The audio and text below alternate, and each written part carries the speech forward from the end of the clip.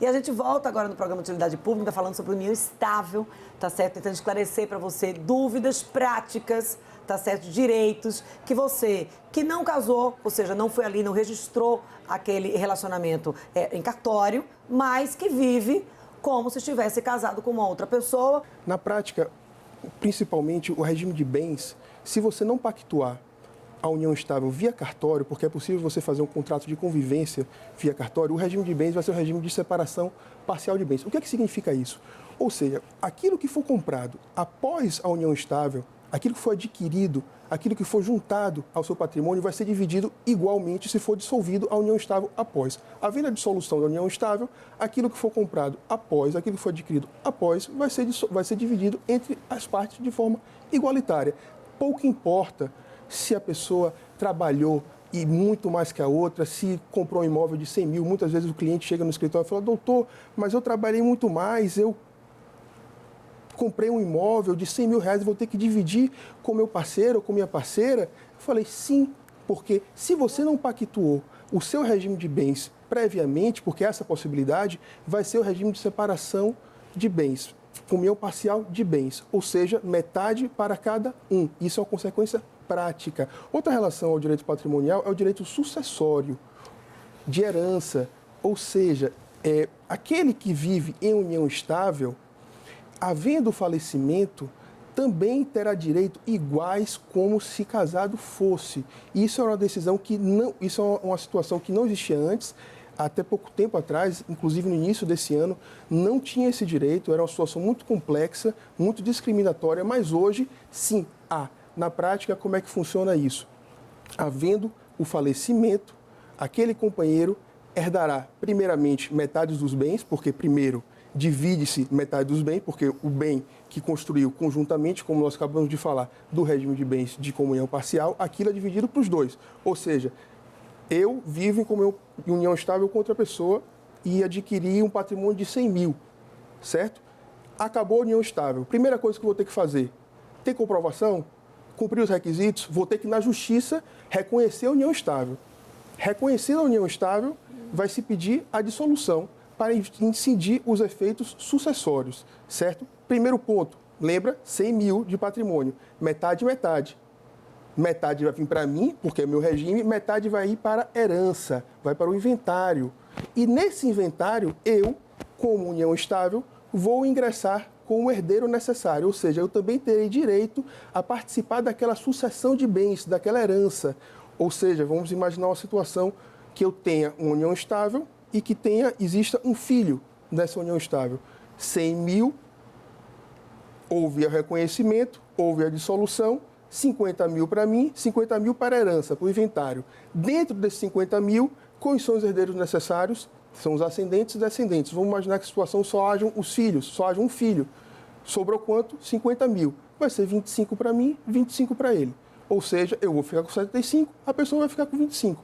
É situação prática. Se quiser modificar uma situação de regime, como nós falamos anteriormente, tem que pactuar um contrato de convivência, seja um contrato particular, seja um contrato feito em cartório. Precisa ser pactuado para mudar a situação. É como se fosse um registro, um casamento. Perfeito, é exatamente isso. Na verdade, a lei até facilita a conversão da união estável em casamento. Então, essas são as consequências práticas básicas em relação ao direito sucessório, em relação ao direito de regime de bens. Aí, pouco importando se é uma união homoafetiva ou uma união heterossexual. Nós temos outras consequências, por exemplo, que são igualitárias. Adoção. O companheiro pode adotar o filho do outro. Entende? Se eu vivo em união estável e minha esposa ou meu esposo tem um filho, eu posso adotar esse filho. Às vezes o pai ou a mãe convive com uma outra pessoa, não é casamento registrado ali em cartório, e aí tem toda aquela dificuldade de se comprovar, porque às vezes os filhos são contra os filhos. Com certeza. A dica que a gente dá é muito interessante que sempre se esteja com um profissional capacitado, da sua confiança, ético, moral, junto com você, para te dar a segurança que você precisa. Até porque você nunca vai ter informação suficiente, nem experiência para confeccionar o documento. Perfeito. Por exemplo, voltando a um ponto em relação, trazendo para a prática, muitos casais, o que é que fazem? Principalmente casais famosos e casais que têm muitos bens. Eles começam um relacionamento, vão no cartório e pactuam um chamado contrato de namoro. Para quê? Para evitar que futuramente você, o outro, em caso de dissolução ou em caso de morte, não entre na justiça pedindo o reconhecimento da união estável e pedindo a partilha de bens. Porque se pedir e não tiver pactuado o regime, vai ser metade e metade, certo?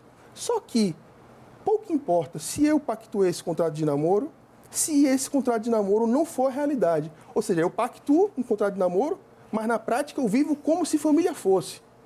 Eu estou na união estável. Pouco importa. O que importa é a realidade.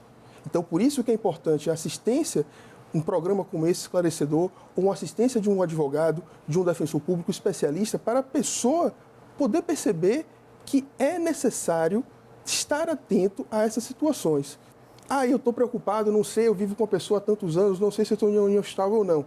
Vamos lá, primeiro se pergunta, eu quero construir uma família, eu estou em uma família, eu construo uma família, eu trato como marido, mulher, força, como esposo, esposa, esposo, esposa, esposa, esposa. Primeiro ponto, isso é público? É contínuo? Você tem um grande risco de cair em união estável. Então, tá, e aí, eu vou fazer o quê? Você ter bens, você está preocupado com seus bens, você não quer dividir, vai ter que pactuar. Vai no cartório, procura um advogado, procura um defensor, registra um contrato e tenta viver de acordo com aquele contrato, dentro daquela realidade, para não fugir daquela pactuação. Então, esses são os nuances para você ficar atento. Sabe que quer ver um tema muito curioso da união estável? A união estável exige um requisito, existem deveres da união estável e aqueles que vivem em união estável. É o dever de lealdade, o dever de respeito, o dever de assistência, o dever de cuidado e alimento aos filhos em comum, certo? Esse primeiro dever, o dever de lealdade, é um dever que advém, vai muito além do dever sexual de lealdade, o dever de fidelidade, o dever da monogamia, de você viver só com uma pessoa. Então, temas, por exemplo, o poliamor. Pessoas que, pouco importa a minha opinião em relação ao que eu penso, mas pessoas que vivem com mais de um companheiro, em regime familiar, cumprindo os mesmos requisitos. É união estável? Sim. Para o direito, precisa abarcar isso. O judiciário ainda está dando passos lentos em relação a isso, a esses pontos, mas está sendo reconhecido pouco a pouco. No casamento, isso não é possível, porque o casamento é aqueles requisitos legais. Já a união estável, não. É muito mais amplo, é muito mais aberto. Poliamor, outra situação muito interessante, pessoas, amigos. Existem pessoas que são amigas e, por exemplo, eu tenho uma amiga, não tenho relação sexual nenhuma com ela, mas vivo como se família fosse, tenho um filho, certo? Minha amiga tem um esposo, falece o esposo, nós começamos a morar junto, o filho começa a me chamar de pai, começa a chamar ela de mãe, nós não temos relação sexual. E aí? É família? Tem efeitos patrimoniais? É preciso se ter, é preciso se reconhecer. Queria muito agradecer a sua presença aqui no Utilidade Pública. Muito obrigado, eu que agradeço o convite e parabenizar toda a equipe, parabenizar a Dani, agradecer ao Jamerson. É muito interessante trazer temas pertinentes para a sociedade sergipana como esse. Vocês têm feito um trabalho belíssimo e vamos em frente. Conte com a gente. Muito obrigada. Valeu. Então, o Paulo Tício, a gente conversou hoje sobre união estável aqui no estúdio. A gente encerra essa entrevista no próximo bloco. Hoje, dia do canal Projeta. Vocês acompanham aí depois do intervalo. Não sai daí aqui no estúdio. A gente volta a se encontrar amanhã no mesmo horário aqui na sua TV Peripê. A partir das 18 horas, você já sabe, pode conferir esta ou qualquer outra edição do programa de Utilidade Pública lá no YouTube, canal Dânia Matos, ou então Fundação Peripê, playlist do Utilidade Pública. Eu espero você amanhã.